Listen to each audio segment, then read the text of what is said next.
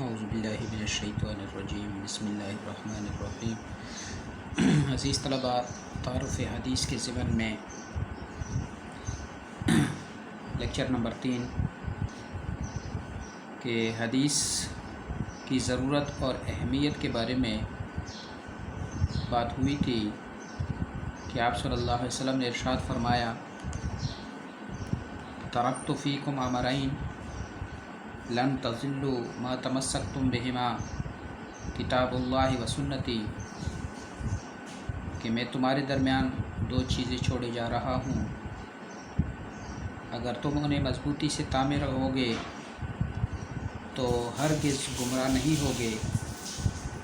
اور یہ دونوں چیزیں اللہ کی کتاب اور میری سنت ہے۔ فتح خیبر کے موقع پر آپ صلی اللہ علیہ وسلم نے خطبہ ارشاد فرمایا تھا، جان لو مجھے قرآن اور اس کی مانند ایک اور چیز عطا کی گئی ہے، اور آپ صلی اللہ علیہ وسلم نے فرمایا کہ میرا ہر امتی جنت میں داخل ہوگا سوائے اس کے جس نے انکار کیا۔ صحابہ رضی اللہ عنہ نے پوچھا کہ انکار کرنے والوں میں کون لوگ شامل ہیں؟ تو آپ صلی اللہ علیہ وسلم نے فرمایا کہ جس نے میری اطاعت کی وہ جنت میں داخل ہوا، اور جس نے میری نافرمانی کی وہ منکر ہوا۔ رسول نبی کریم صلی اللہ علیہ وسلم نے فرمایا، من اطاعنی فقد اطاع اللہ ومن عصانی فقد عصى اللہ، کہ جس نے میری اطاعت کی اس نے در حقیقت اللہ کی اطاعت کی، اور جس نے میری نافرمانی کی اس نے اللہ کی نافرمانی کی۔ رسول نبی کریم صلی اللہ علیہ وسلم نے حضرت معاذ بن جبل رضی اللہ تعالیٰ عنہ کو یمن کا گورنر مقرر کر کے روانہ فرمایا۔ روانگی کے وقت آپ صلی اللہ علیہ وسلم نے ان سے پوچھا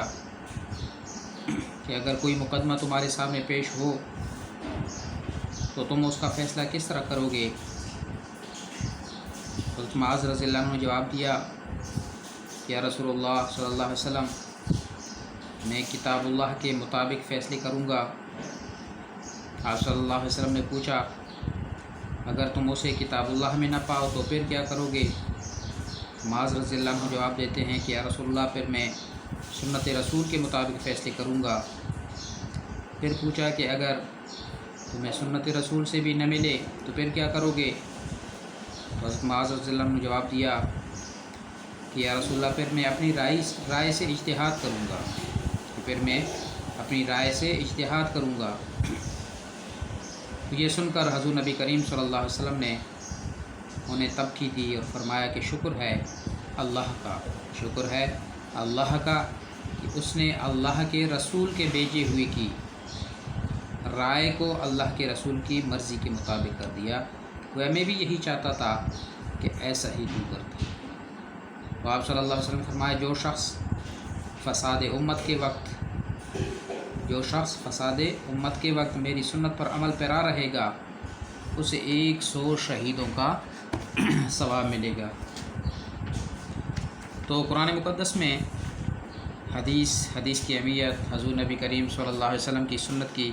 اہمیت کے بارے میں واضح طور پہ آتا ہے، والذی بعث فی الامیین رسولا منہم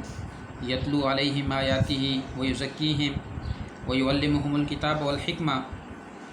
اللہ وہی ذات ہے جس نے ان پڑھ لوگوں میں انہی میں سے ایک رسول بھیجا جو اللہ کی آیات انہیں پڑھ کر سناتا ہے اور ان کو پاک کرتا ہے اور انہیں کتاب اور حکمت کی تعلیم دیتا ہے۔ کہ اللہ وہی ذات ہے کہ جس نے ان پڑھ لوگوں میں انہی میں سے ایک رسول بھیجا جو اللہ کی آیات انہیں پڑھ کر سناتا ہے اور ان کو پاک کرتا ہے اور انہیں کتاب اور حکمت کی تعلیم دیتا ہے۔ سورۃ احزاب میں فرمایا، وَاذْكُرْنَ مَا يُتْلَىٰ فِي بُيُوتِكُنَّ مِنْ آیَاتِ اللہِ وَالْحِکْمَةِ، اور یاد کرو جب تمہارے گھروں میں اللہ کی آیات اور حکمت کی تلاوت کی جاتی ہے۔ تو ان دونوں آیتوں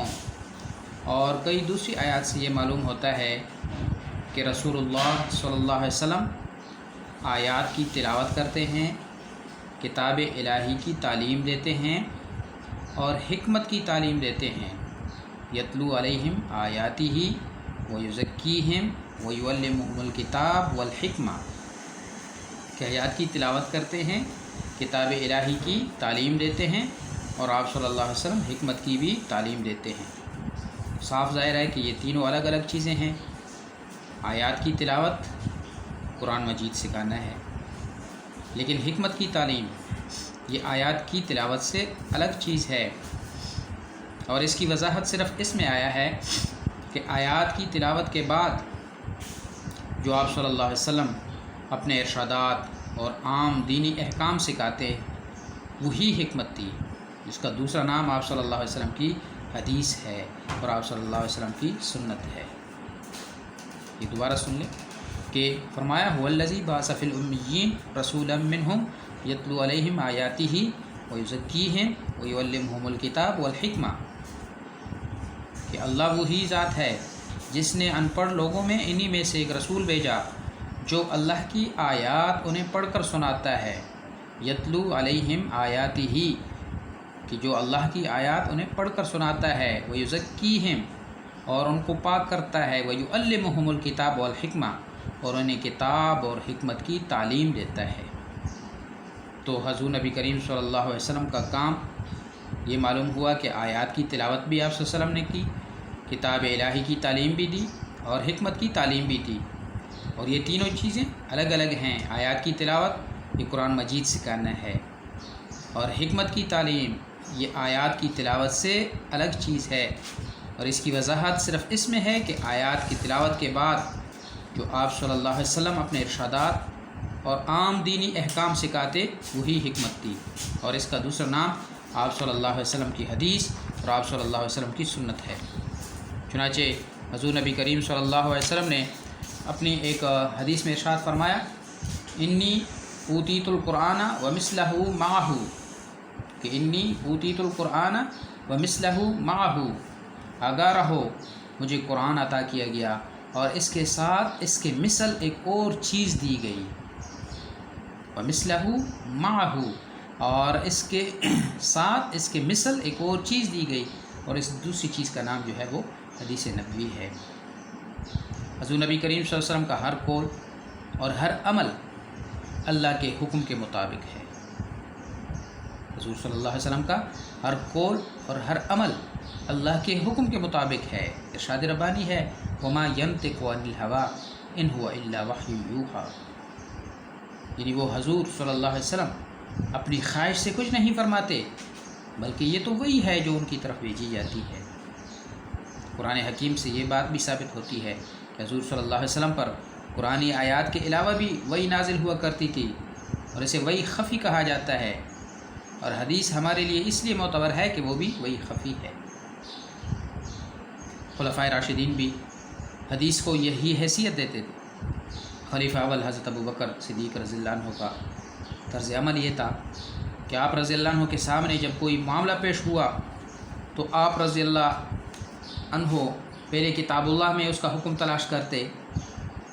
اور اگر وہاں نہ ملتا تو سنت رسول میں اس کی نظیر تلاش کرتے، اور بعض اوقات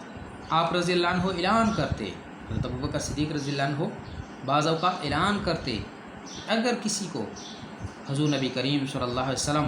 کا طرز عمل یا فیصلہ خاص اس معاملے کے متعلق جو درپیش ہوا ہے معلوم ہو تو بتائیں۔ یہ سن کر لوگ جمع ہو جاتے اور آپ صلی اللہ علیہ وسلم کی احادیث بیان کرتے، تب حضرت ابوبکر صدیق رضی اللہ عنہ اس معاملے میں فیصلہ کرتے اور تشکر کے طور پر یہ الفاظ ارشاد فرماتے، الحمدللہ الذی جعل فینا من یحفظ سنت نبینا، الحمدللہ الذی جعل فینا من یحفظ سنت نبینا، خدا کا شکر ہے کہ جس نے ہم میں ایسے لوگ پیدا کیے جو ہمارے نبی صلی اللہ علیہ وسلم کی سنت کو یاد رکھتے ہیں۔ اور اسی طرح حضرت عمر رضی اللہ عنہ کا طرز عمل بھی احادیث کے بارے میں وہی تھا جو حضرت ابوبکر صدیق رضی اللہ عنہ کا تھا۔ حضرت عمر رضی اللہ عنہ نے خلیفہ وقت ہونے کی حیثیت سے قاضی شریف کو ایک خط میں لکھا تھا کہ اگر آپ کتابullah میں کوئی حکم پائیں تو اس کے مطابق فیصلہ کریں، اس کی موجودگی میں دوسری چیز کی طرف توجہ ہی نہ دیں۔ اگر معاملے کا حل کتابullah میں نہ ملے تو اس کا فیصلہ اس قانون کے مطابق کریں جس پر اجماع منعقد ہو چکا ہو، یعنی حدیث۔ حضرت عثمان رضی اللہ تعالیٰ عنہ کی رائے تھی کہ جس عورت کا شوہر فوت ہو جائے تو وہ جہاں چاہے عدت گزار سکتی ہے، لیکن حضرت ابو سعید خدری رضی اللہ تعالیٰ عنہ کی بہن، اس نے اپنا واقعہ پیش کیا کہ میرا شوہر قتل ہو گیا تھا تو میں نے رسول اللہ صلی اللہ علیہ وسلم سے دریافت کیا تو آپ صلی اللہ علیہ وسلم نے شوہر کے مکان ہی پر عدت گزارنے کا حکم دیا۔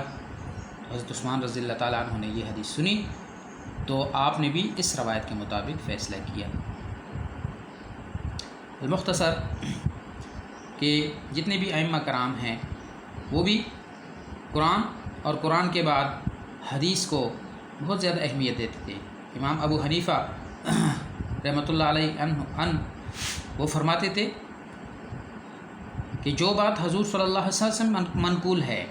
کہ جو بات حضور نبی کریم صلی اللہ علیہ وسلم سے منقول ہے وہ بسر و چشم تسلیم ہے، کہ جب صحیح حدیث موجود ہو تو میرا مذہب وہی ہے۔ کیا فرماتے کہ جب صحیح حدیث موجود ہو تو میرا مذہب وہی ہے۔ اور امام مالک رحمۃ اللہ نے روضہ نبوی صلی اللہ علیہ وسلم کی جانب اشارہ کرتے ہوئے فرمایا کہ ہر شخص کی بات تسلیم کی جا سکتی ہے اگر درست ہو، اور اسے ٹکرایا جا سکتا ہے جب کہ درست نہ ہو۔ ہر اس شخص کی بات تسلیم کی جا سکتی ہے اگر درست ہو، اور اسے ٹکرایا جا سکتا ہے جب کہ درست نہ ہو، مگر اس روزہ والے کی بات، یعنی حضور نبی کریم صلی اللہ علیہ وسلم کی بات کو ترک نہیں کیا جا سکتا۔ اور امام شافعی رحمۃ اللہ عنہ فرماتے اس بات پر تمام مسلمانوں کا اجماع ہے، اس بات پر تمام مسلمانوں کا اجماع ہے کہ جب رسول کریم صلی اللہ علیہ وسلم کی سنت سامنے آ جائے پھر اس بات کی گنجائش ہی نہیں رہتی کہ اس کو کسی شخص کے قول کی بنا پہ ترک کر دیا جائے، کہ جب حضور نبی کریم صلی اللہ علیہ وسلم کی سنت سامنے آ جائے پھر اس بات کی گنجائش ہی نہیں رہتی کہ اس کو کسی شخص کے قول کی بنا پہ ترک کیا جائے۔ اور امام احمد بن حنبل رحمۃ اللہ عنہ فرماتے ہیں کہ جس نے حضور نبی کریم صلی اللہ علیہ وسلم کی حدیث کو رد کیا وہ تباہی کے کنارے پہ پہنچ گیا، کہ جس نے حضور نبی کریم صلی اللہ علیہ وسلم کی حدیث کو رد کیا وہ تباہی کے کنارے پہ پہنچ گیا۔ تو جتنے بھی صحابہ کرام رضوان اللہ علیہم اجمعین تھے اور پھر ائمہ اربعہ ان کے فرامین آپ لوگوں کے سامنے بیان کیے گئے ہیں کہ وہ حدیث کو کتنی اہمیت دیتے تھے۔ کیوں کہ حدیث رسول شریعت اسلامیہ کا ماخذ ہے، یہ قرآن کی تفسیر ہے، اطاعت رسول کی اساس ہے۔ حضرت عائشہ صدیقہ رضی اللہ تعالی عنہا کیا فرماتی ہیں کہ کانا خلقہ قرآن،